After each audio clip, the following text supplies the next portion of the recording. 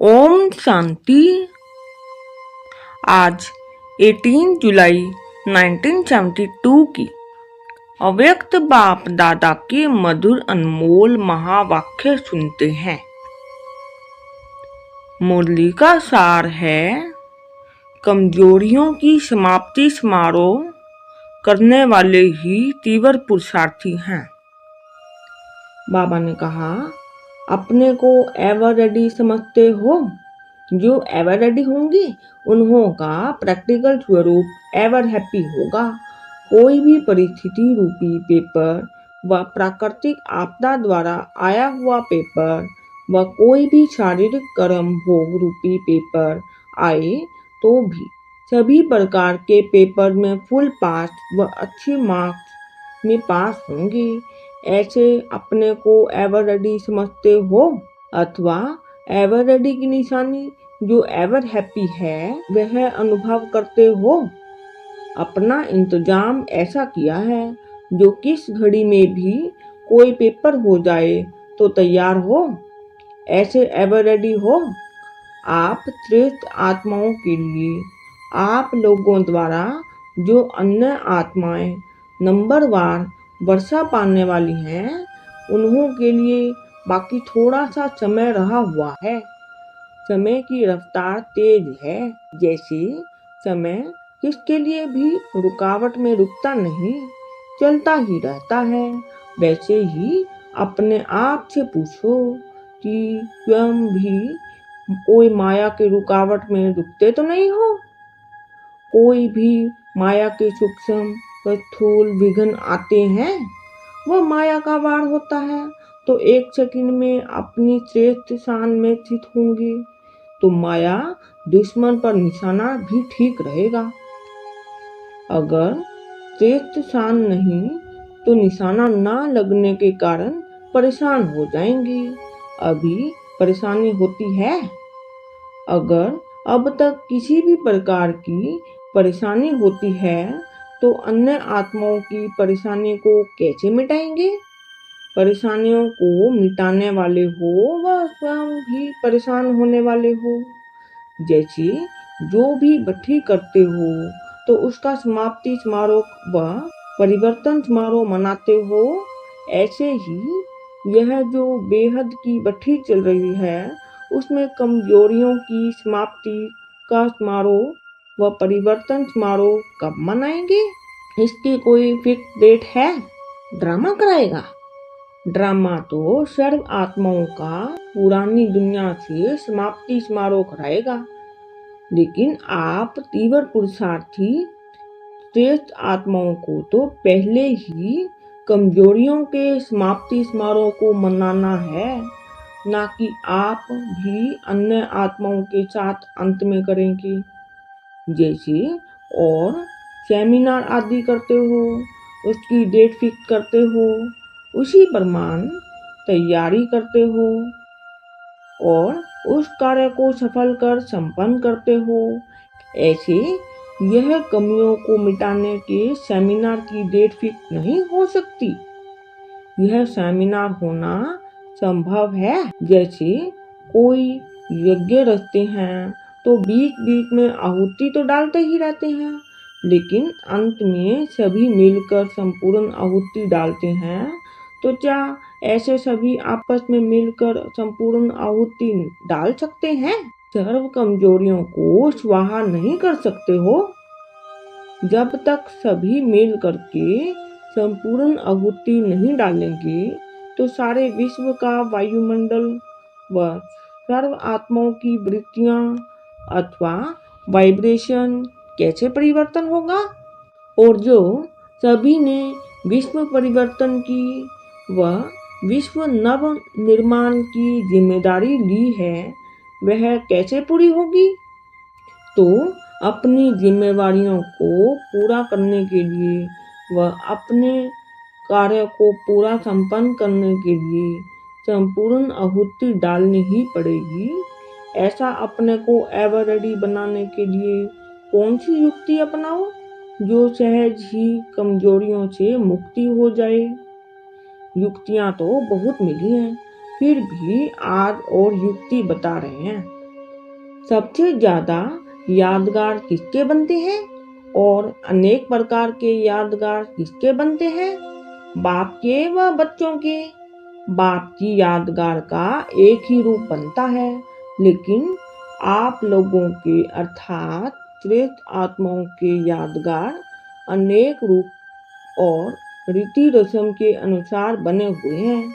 आप श्रेष्ठ आत्माओं के भिन्न भिन्न कर्म का भी यादगार बना हुआ है, तो बाप से भी ज्यादा अनेक प्रकार के यादगार बने हुए हैं। वह कैसे? आपके प्रैक्टिकल श्रेष्ठ कर्म के श्रेष्ठ स्थिति के ही यादगार बने हैं ना। तो जो भी संकल्प व कर्म करते हो व वचन बोलते हो, उस हर वचन और कर्म को चेक करो कि हर वचन व बोल ऐसा है जो हमारा यादगार बने।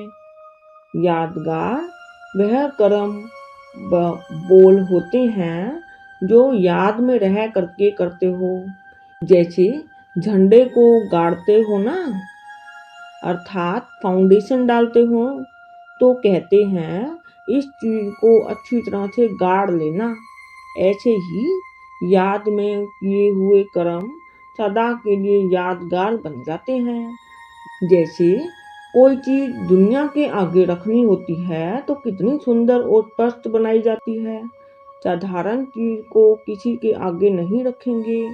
कोई विशेषता होती है तब किसी के आगे रखी जाती है। तुम्हारे यह अभी के हर कर्म व हर बोल विश्व के आगे यादगार के रूप में आने वाले हैं। ऐसा अटेंशन रखते हुए व ऐसी स्मृति रखते हुए हर कर्म व बोल बोलो जो भी यादगार बनने के योग्य हो। अगर यादगार बनने के योग्य नहीं है तो वह कर्म नहीं करो। यह स्मृति सदा रखो कि जो व्यर्थ संकल्प व व्यर्थ बोल व साधारण कर्म होते हैं उनका यादगार बनेगा क्या? यादगार बनने के लिए याद में रहकर हर कर्म करो। जैसे साकार बाप को देखा कि हर कर्म याद में रहते हुए किया है, इसलिए वे कर्म आज सभी के दिल में यादगार बन गए हैं ना। ऐसे ही अपने कर्मों को भी विश्व के सामने यादगार रूप बनाओ। यह तो सहज है ना, जबकि निश्चय है कि यह सभी अनेक प्रकार के यादगार हमारे ही हैं। तो किए हुए अनेक बार के श्रेष्ठ कर्म व यादगार स्वरूप अब फिर से रिपीट करने में मुश्किल होती है क्या?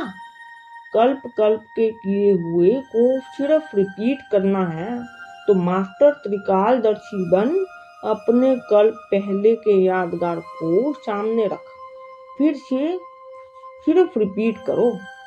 इस स्मृति के पुरुषार्थ में सदा रहते आए हो तो अब क्या मुश्किल है?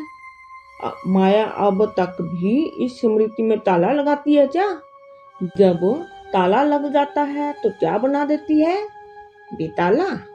सभी के ताले खोलने वाले भी बेताले बन जाते हैं। यह स्मृति को ताला क्यों लगता है? अपने लक भाग्य को भूल जाते हो तो लॉक लग जाता है।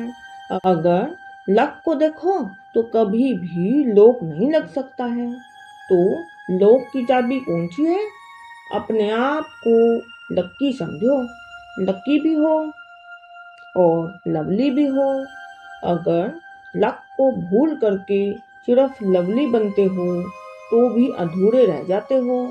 लवली भी हूँ और लक्की भी हूँ, यह दोनों ही स्मृति में रहने से कभी माया का लॉक नहीं लग सकता।